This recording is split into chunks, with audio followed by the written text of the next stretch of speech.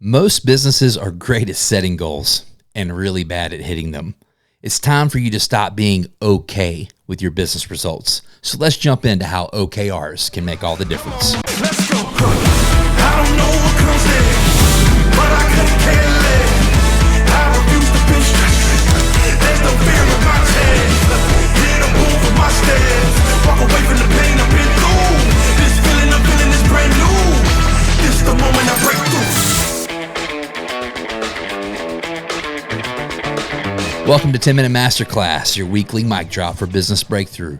I'm your host and lead MC, Trey Sheneman, and each week on 10-Minute Masterclass, our goal is to translate timeless business principles to help you solve today's business problems. Now, normally, we do that teaching through a framework that we call the core 4 drivers of growth, which are marketing, sales, operations, and leadership. Because whether I was taking startups to market or heading up growth inside of some well-known brands, I always saw our ability to grow as connected to the bottlenecks and the breakthroughs that we were experiencing in those 4 areas of the business. In today's episode, we're going to dive a little bit deeper into the operations bucket. And we're going to talk about the fact that businesses really struggle over time to hit goals consistently, and a framework that I learned 6 or 7 years ago when I was working for a guy named Dave Ramsey that fundamentally changed the way that I did operational planning and operational team management, and saw us hit more of our goals than ever. And that is the process of developing OKRs. Now, OKRs, they come out of a business book called Measure What Matters by John Doerr. It's one of my favorite books of all time. And they really help businesses translate out of strategic thinking and into the operational excellence that it takes to actually deliver. So let me set up a little bit of context for you before we jump into the OKR framework.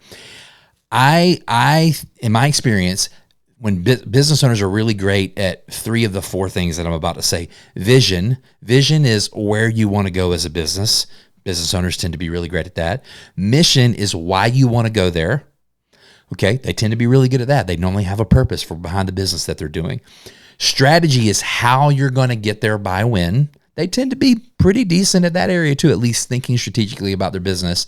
And then the tactics or the execution of all of that is what by who. Now, I tend to advise businesses that are one of 2 areas. They're really good at steps 1 through 3 and have no idea how to do 4. Or they're really, really good at 4 and they have no idea how to do steps 1 through 3. Maybe they were a really good single contributing team member inside of a business doing their skill, and now they've gone out as a freelancer or a startup and they know what by who. It's everything by them, and they've not thought about vision, mission, and strategy yet for growing their business. Or they're a bigger company and they've gotten so big that they have a vision, they have a mission, they have a strategy, but they stink at the tactical execution part. Are you ready for predictable growth in your business? Then I encourage you to check out the Compass Method. It's the unique framework we use for businesses to help them grow to $10 million and beyond. If you're interested in finding out more, shoot me an email at trey@weareherald.co. To me, OKRs come in as the answer to make a lot of this a little bit more predictable, a really bit easier to manage, easier to track. Now, the OKR system is really the letters explain it all. O stands for objective, KR stands for key results. So the idea is to get really specific goals that you can hold people accountable to. So you wouldn't say something like, I want to grow sales. You might say, I want to grow our revenue by 25% in quarter 2. That's a much better objective. It has a clear time constraint. It has a clear growth goal in it, 25%, then I just want to grow sales. But to make that even better, to take just the objective of I want to grow revenue by 25% by quarter 2, then we would add in some key results under that, which are the benchmarks that we have to hit in order to know that we will achieve the objective. So we might say something like, I want to launch a new referral program that generates 500 leads. I want to increase my website conversion rate from 2% to 4%, and I want to close 10 new enterprise deals. And then we have done the math to say if all of those things are true, then we're going to have grown revenue by 25% in quarter 2. That goal structured in that manner is going to give a lot of clarity to the team and the people that are going to work on that on exactly what winning looks like. So that's what an OKR looks like. Now, there are 2 types of OKRs inside of your business. There's commitment OKRs and there's aspirational OKRs. Commitment OKRs are the goals you have to Commitment OKRs are the goals you have to hit in order to keep the business that you have today. They're the keep the lights on goals. their maintenance goals, operation goals. Aspirational OKRs are the goals that you have to hit to build the business that you want to have tomorrow. What happens is when I'm advising teams, I see them in one camp or the other, really stuck in building commitment OKRs or really stuck dreaming about aspirational OKRs. And the truth is you have to have a balance of both happening in your business at the exact same time. You have to have some portion of your team that's keeping the revenue that you've already planned on coming in, and another set of your team working on a bit more R&D of breaking the barriers, pushing through the ceilings, and really growing the business that you have of the future. So those two types of OKRs are meant to be run in tandem together. So let me give you a quick example. And a commitment OKR would be something like, I'm going to launch a new onboarding system for my customers by the end of quarter 3. In order to do that, I got to hire 2 customer success managers. I got to develop a new email series that's going to go out by June, and I've got to increase the onboarding completion rate because we deployed this system. Those actions are already being directed towards existing customers, not necessarily to grow revenue. You could argue their retention to keep revenue.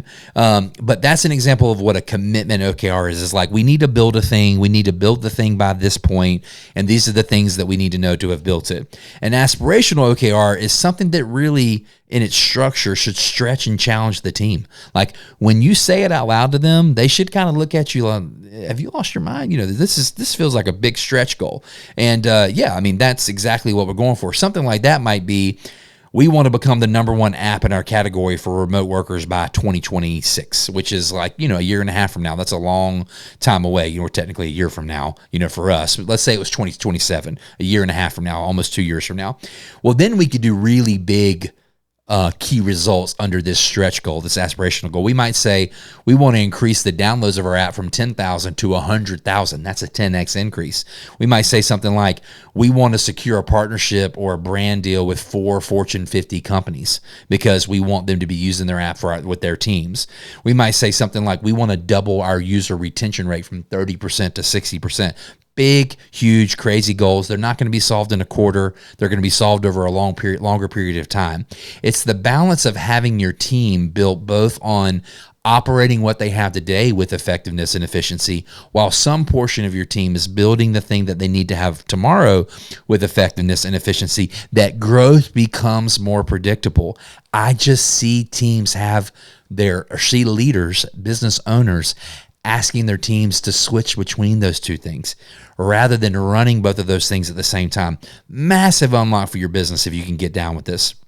Now, once you've rolled OKRs out, it's important that you understand kind of the rules of OKRs, how you make sure that OKRs are more than just okay, and you actually get the results that you want.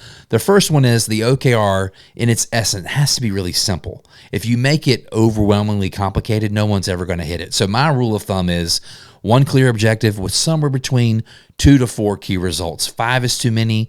1 is too small. That goal hasn't been thought through well. But 2 to 4 makes sense.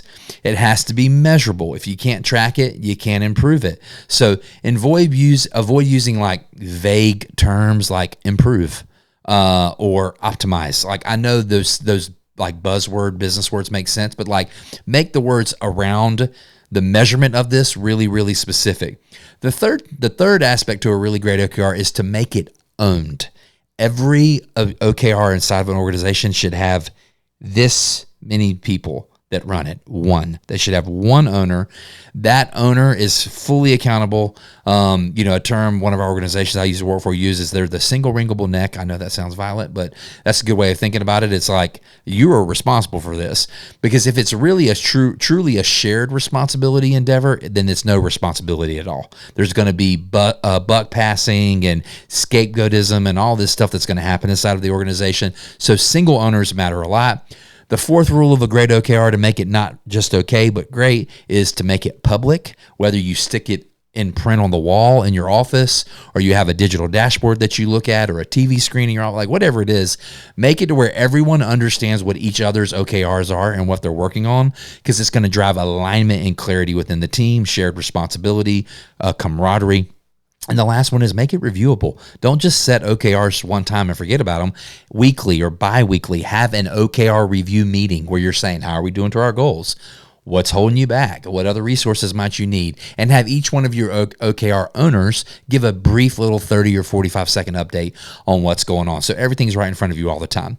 Again, I really do think most businesses are in one of those two camps that I set up at the beginning of the episode. They're either really good at strategy and mission and vision, and they're terrible at execution, or they're really good at execution and they're terrible at strategy and vision and mission. Either way, OKRs to me are the bridge that drive clarity. They drive great plans. They drive good rhythms. And if you're a business that's struggling with execution, not because you lack any strategic vision or any of those things, I really do think this is the structure that you can install inside of your business to get you to a new operational level of excellence that you haven't had before. I hope you will do this and apply it to your business. As always, thank you for joining us on 10 Minute Masterclass. We'll see you on the flip side.